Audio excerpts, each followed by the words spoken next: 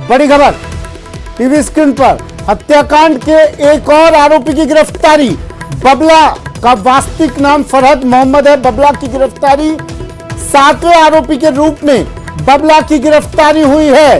कन्हैया हत्याकांड में एक और गिरफ्तारी। रियाज मोहम्मद से बबला का नजदीकी संबंध बताया जा रहा है। 7वें आरोपी की गिरफ्तारी, बबला इसका नाम बताया जा रहा है। 7वें आरोपी के रूप में बबला की गिरफ्तारी हुई है। कपिल मेरे सहयोगी हमारे साथ जुड़े हुए हैं उदयपुर से। कपिल, एक और आरोपी गिरफ्तार।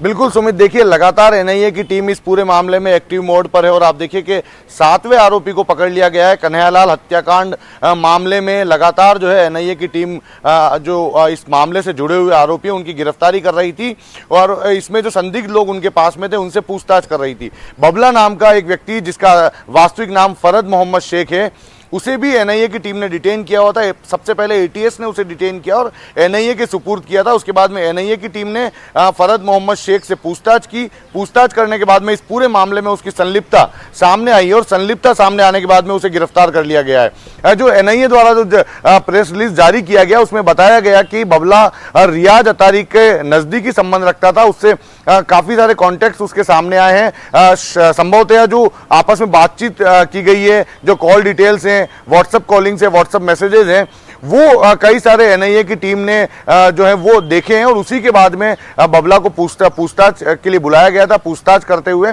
अब उसे गिरफ्तार कर लिया गया है। सबसे महत्वपूर्ण बात इस पूरे मामले में पूछताछ के दौरान बबला की जो भूमिका है वो भी कन्हैयालाल हत्याकांड में सामने आई है। इससे पहले रियाज अतारी, गौस मोहम्मद, मोहसिन, एक और मोहसिन, आसिफ और वसीम नाम के 6 आरोपियों को गिरफ्तार किया गया था। अब बबला के रूप में 7वें आरोपी की गिरफ्तारी हुई है। जी, बबला के बारे में कुछ पता चल पाया क्या? इसका इस पूरे हत्याकांड में भूमिका क्या थी, रोल क्या था, कहाँ का रहने वाला है बबला, किस तरह कन्हैया के रियाज अत्तारी के संपर्क में आया है?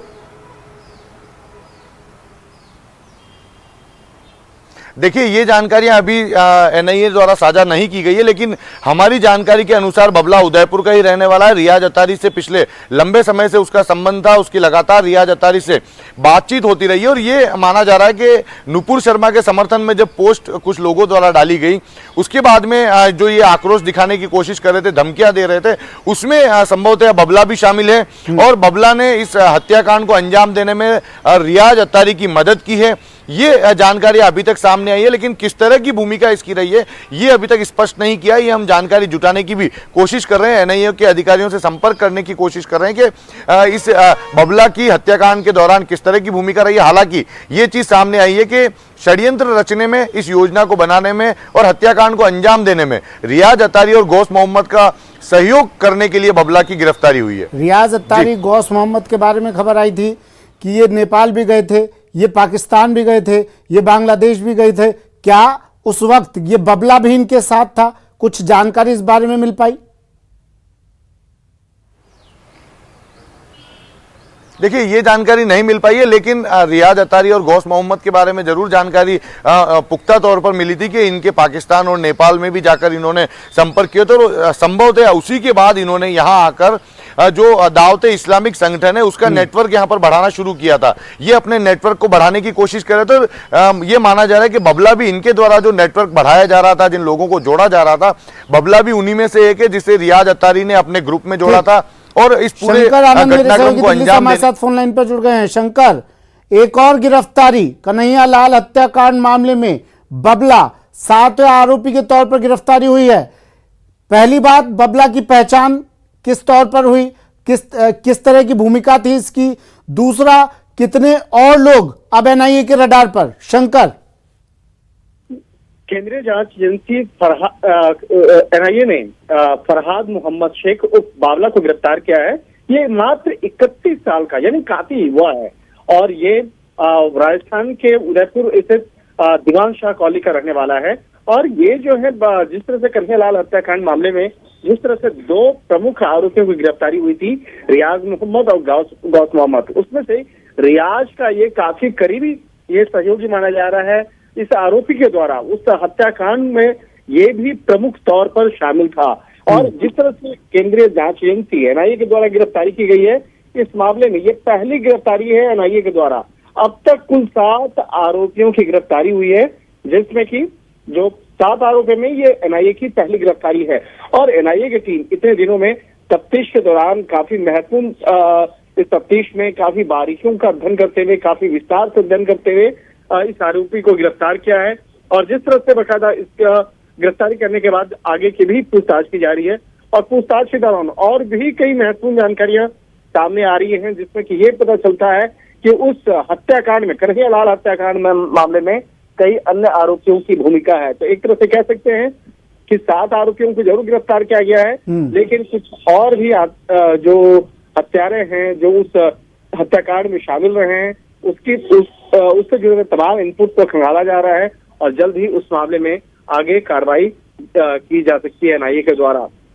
और एक तरह से कह सकते हैं कि रियाज अतारी और गौस मोहम्मद के बारे में जब इससे पूछताछ की जा रही थी, तो शुरुआती तौर पे वो इन तमाम आरोपों से इनकार कर रहा था, लेकिन इस मामले में कल देर शाम में इसकी गिरफ्तारी की गई। और गिरफ्तारी करने के बाद अब आगे की जो पूछताछ चल रही है, उस आगे की पूछताछ में ये जानने का प्रयास किया जा रहा है कि वो साजिश में और वो कौन कौन से लोग थे, क्योंकि अब जो एनआईए का जो इन्वेस्टिगेशन का दायरा आगे बढ़ रहा है, उस साजिश में कौन कौन से शामिल थे वो जानना, इसके साथ साथ किन अलग अलग रियाज अत्तारी गौस मोहम्मद का कनेक्शन पाकिस्तान और नेपाल से मिला, क्या बबला का भी कनेक्शन मिला? कुछ ऐसा कुछ पता चल पाया शंकर?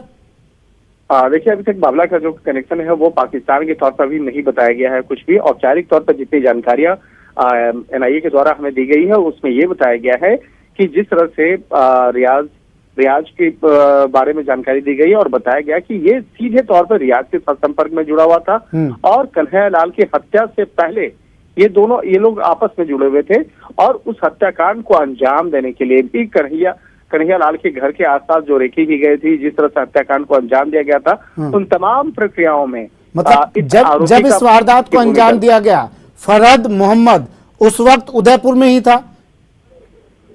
निश्चित तौर पे उस वक्त वो उदयपुर में ही था, और ये मूल रूप से उदयपुर का रहने वाला है। शुक्रिया शंकर तमाम जानकारी के लिए। कपिल, आपका भी शुक्रिया तमाम जानकारी के लिए।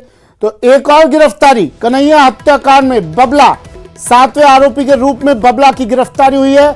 असल नाम इसका फरहद मोहम्मद, बताया जा रहा है रियाज मोहम्मद से इसका नजदीकी संबंध था। बड़ी खबर।